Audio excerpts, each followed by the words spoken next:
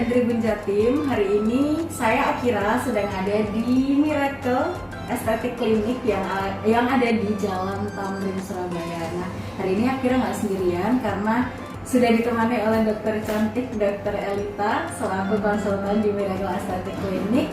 Nah, hari ini Akira akan membahas tentang sculpting jawline ya. Nah, ini perawatan ini tuh kayaknya emang lagi booming karena orang-orang lagi gandrung sama kekoreaan. Terus mereka pengen nih bikin sesuatu yang baru buat tampilan mereka. Nah, daripada lama-lama, kita langsung akan tanya-tanya sama Dokter Elita.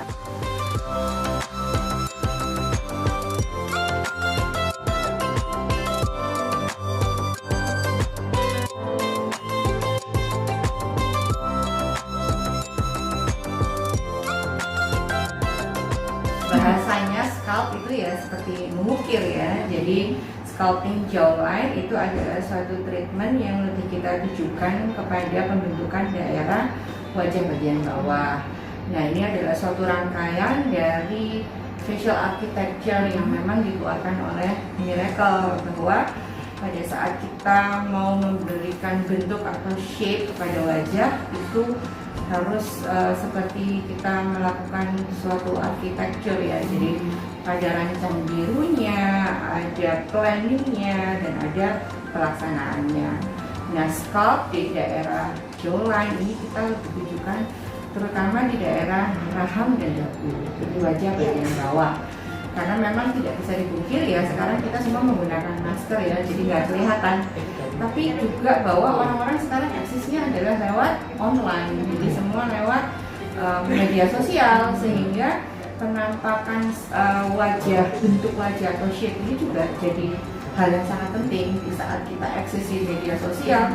Tentu kita kan tidak tertutup oleh masker, jadi kita harus terlihat akses di mana angle-nya atau garis rahangnya itu lurus, define. Jadi mukanya benar-benar kelihatan V shape, tapi V-nya 3 dimensi. Ilmu itu kan berevolusi, berkembang ya, teknik juga berkembang. Jadi yang zaman dulu kita biasanya selalu mengeluhkan bahwa dagunya kurang panjang, selalu hanya ingin pokoknya dipanjangin. Tapi ternyata dagu panjang itu hanya bagus terlihat oleh kita pada saat kita di depan cermin. Sementara bagi orang yang lain belum tentu itu terlihat bagus. Mungkin kita kelihatan seperti banci atau kita kelihatan tidak natural. Nah, itu mungkin tidak terlihat oleh kita karena kita melihatnya hanya dua dimensi antara saya dan kaca. Nah, di saat sekarang ini kita sudah lebih maju lagi, jadi sudah evolve. Kita tidak lagi hanya melihat antara kaca dan saya, tapi bagaimana orang lain melihat kita dari segala macam angle. Itu apa yang kita lakukan di wajah bagian bawah harus kelihatan natural, harus kelihatan sempurna, harus kelihatan bagus. Jadi tidak kelihatan dari depan bagus, tapi dari samping kelihatan kayak narasi dia. Nah, itu yang dihindari. Itu. Berarti kalau misal boleh saya bilang, perawatan sculpting jawline ini memang fungsinya untuk membuat rahang lebih tajam, ya, membuat proporsional wajah bagian bawah jadi lebih ideal, jadi lebih bagus. Jadi kalau dalam ilmu kedokteran estetika itu ada rumus normalnya seperti apa. Jadi itu ada pakemnya, ada patokannya, ada garis SNG, ada garis E-line dan lain sebagainya. Nah, tujuan daripada kita melakukan treatment ini adalah kita membuat shape atau bentuk wajah di bagian bawah itu dia jadi lebih mendekati ukuran atau pakem yang ideal itu. Walaupun mungkin tidak sempurna, tapi kalau mendekati pakem yang ideal, orang lain yang melihat itu akan kelihatannya bagus, kelihatan cantik, kelihatan baik. Seperti itu sih. Jadi tetap ada hitungan apa? Ya, jadi nggak bisa sembarangan. Jadi ya itu tadi facial architecture. Jadi tidak semata-mata kita melihat, oh ini kurang panjang dagunya kita panjangin. Tidak seperti itu, karena memang ada cetak birunya, ada blueprintnya yang harus kita rancang, dan itu tidak semudah itu. Jadi harus melalui suatu bukan hanya pengalaman, bukan hanya experience, tapi memang melalui pelatihan itu untuk bisa meng-create hasil facial architecture yang sempurna, yang bagus. dia tetap ada hitungan-hitungannya. Nah, kalau dari namanya kan sculpting jawline itu setahu saya ya cuma jawline, tapi harusnya ada beberapa bagian lain yang turut turut mengikuti gitu. Iya, benar. Biasanya bagian apa aja? Karena wajah itu adalah satu kesatuan ya, jadi kita nggak bisa pisah-pisahkan coplok sini, sini, baru nanti pasang lagi, nggak bisa. Karena yang namanya aging process itu meliputi seluruh bagian yang ada di kepala kita ya, mulai dari tulang sampai kulit di bagian atasnya. Semua lapisan-lapisan itu mengalami perubahan pada saat kita mengalami penuaan, atau mungkin karena memang struktur anatomi kita dari awal sudah seperti itu. Nah, bagian-bagian itu perlu dikoreksi ya. Jadi tidak hanya semata-mata mana area yang bermasalah itu yang kita treatment, karena area yang bermasalah itu bisa jadi dia bermasalah bukan hanya karena problemnya di daerah situ, tapi karena di area yang lain. Nah, umumnya yang paling sering itu kalau kita mau sculpting jawline adalah daerah cheek, daerah pipi. Karena pipi ini adalah foundation. Jadi kalau kita ibaratkan kayak baju hanger ya, jadi baju itu bisa turun karena ada hangernya. Hangernya itu ada sebenarnya di tulang pipi kita. Kalau tulang pipi kita sudah mengalami retruded, sudah karena aging process atau yang lain-lain, atau misalnya accident atau apa, dia mengalami kemunduran ke belakang ya, sehingga yang tadinya strukturnya harusnya nonjol untuk menahan kulit sebagai baju itu ada, nanti nggak ada lagi. Nah, itu harus harus diciptakan suatu landasan atau hangernya harus dikembalikan lagi ini supaya kulitnya bisa gantung lagi dengan sempurna, sehingga itu mempengaruhi di daerah bagian bawah. Jadi memang tidak semudah yang kita bayangkan ya, mana yang bermasalah itu yang ditreat. Wah, tidak seperti itu. Karena sebagai dokter juga di ilmu kedokteran kita juga diajari untuk melihat kausa atau penyebabnya. Kalau kita sampai ke level yang itu, maka hasil yang akan kita hasilkan ke pasien kita itu akan pertama jauh lebih baik, yang kedua akan bertahan lebih lama. Karena kita tidak hanya mengatasi gejalanya, tapi juga menyerang atau mengatasi penyebabnya.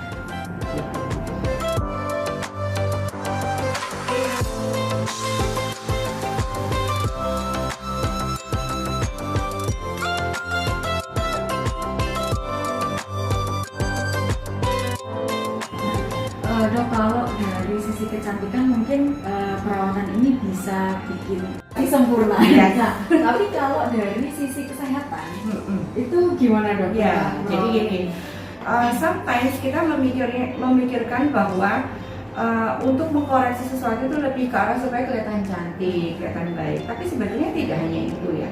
Karena ada beberapa hal juga yang mempengaruhi, yang itu bukan hanya soal look, bukan hanya terlihat, tapi juga fungsi.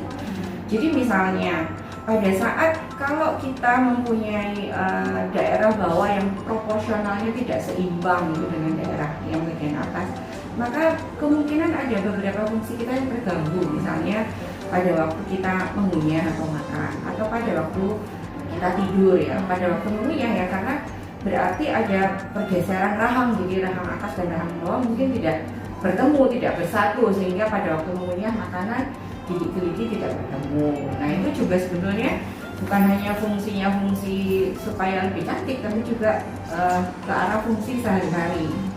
Kemudian yang kedua yang kita kadang-kadang nggak kepikiran itu adalah ngorok ya. Jadi orang ngorok ya, agak apa hubungannya sama jualan gitu ya. Jadi pada saat kita tidur dengan telentang ya, gravitasi bumi itu membawa semuanya ke bawah ya. Oke. Nah, sehingga kalau kita sudah semakin menua dengan hanger atau tulang kita yang juga semakin mengkerut retruded, maka semua struktur itu juga akan lebih menekan ya. Tapi kalau misalnya kita dibantu dengan kita memberikan misalnya filler atau memberikan suatu struktur ganjalan di bagian atas, maka kulit yang tadinya turun, mungkin belambrah itu akan jadi lebih kembali lagi ke masa dulu-dulu, masa jaya-jayanya kita, masa tulang kita masih utuh, masih kuat ya. Sehingga ya tidak secara langsung saya bilang bahwa dengan filler terus kita jadi nggak ngorok, enggak. Tapi itu juga ada fungsinya, selain daripada estetika, ada juga fungsinya terhadap kesehatan harian. Selain daripada kesehatan mental ya, kalau kita kelihatan bagus, kita kelihatan baik, kita percaya diri.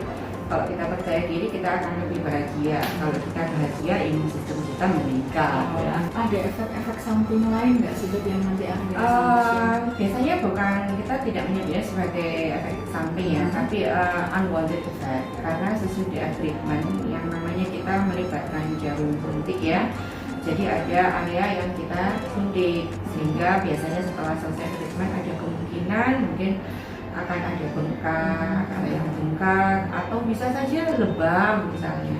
Walaupun hal ini jarang, tapi bisa terjadi. Ya biasanya ada rasa ketidaknyamanan dulu karena bengkak itu tadi, tapi biasanya hanya selama 2-3 hari pertama.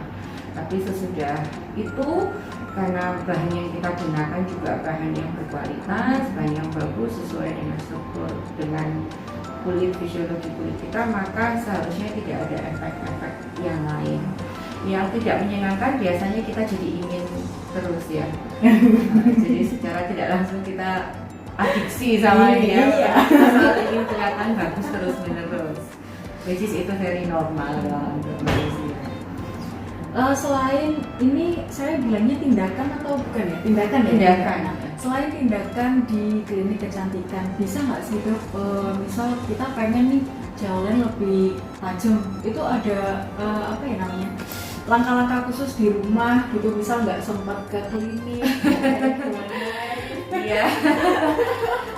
Mungkin yang paling gampang pakai make up ya. Make up itu yang paling gampang ya, karena tidak perlu memerlukan waktu ya untuk usaha. Jadi cuman pokoknya ada M1-nya pagi, sore pasti udah langsung jalannya kenceng ya. Karena memang tidak ada yang bisa secara instan dilakukan terhadap struktur yang melibatkan tulang, kulit, dan lain-lain. Tapi anyway ya kita bisa tetap berusaha, misalnya dengan memberikan skincare atau produk-produk berkualitas yang bagus. Dengan kita memberikan produk atau skincare yang berkualitas, maka kulit kita akan jauh lebih sehat. Kalau kulit kita sehat, ya tentu dia walaupun struktur tulang dan lain-lainnya sudah mengalami kemunduran, tapi bungkus luarnya ini akan tetap bagus kelihatan. Jadi memang yang paling bisa kita lakukan di rumah itu adalah penggunaan skincare secara rutin. Ya, harus skincare yang berkualitas tentunya ya, nggak boleh yang asal-asalan.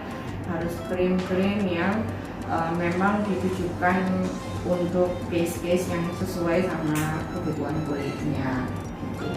Siapa aja yang bisa dapat perawatan ini? Siapa saja, semua bisa. Dulu awal-awalnya kita baru mengenal yang namanya filler di daerah dagu ya. Itu tidak semua, dulu saya berpikiran tidak semua orang bisa dipanjangin dagunya, karena ternyata gak bagus ya. Kalau dipanjangin dagunya belum tentu orang itu sesuai, cocok gitu. Itu dulu. Sekarang tidak lagi, karena konsep berpikirnya berubah. Bahwa pada saat kita memperbaiki daerah jawline dan daerah dagu, kita bukan memanjangkan dagu, tapi kita membuat proporsional wajah yang lebih ideal. Jadi di antara semua manusia tidak ada satupun yang ideal ya. Sehingga siapa saja yang boleh dilakukan, ya boleh saja, semua berindikasi bisa untuk dikoreksi dengan level koreksi yang berbeda-beda. Jadi memang tidak semuanya harus dagunya dipanjangin, tidak. Tapi semua orang pasti bisa dilakukan tindakan ini. Hanya tinggal penilaiannya saja, atau misalnya rancang bangunnya aja yang beda-beda. Ya, itu tadi visual architecture-nya. Jadi blueprint-nya itu pasti berbeda-beda, tailor antara satu orang dengan orang lain tidak sama. Karena need-nya tidak sama. Karena itu tadi ternyata treatment atau tindakan ini dilakukan bukan karena kita hanya sekedar mau cantik atau mau sempurna, tapi lebih ke arah untuk fungsi-fungsi yang lain dari wajah kita. Jadi siapa aja boleh. Kalau dari umur Dok?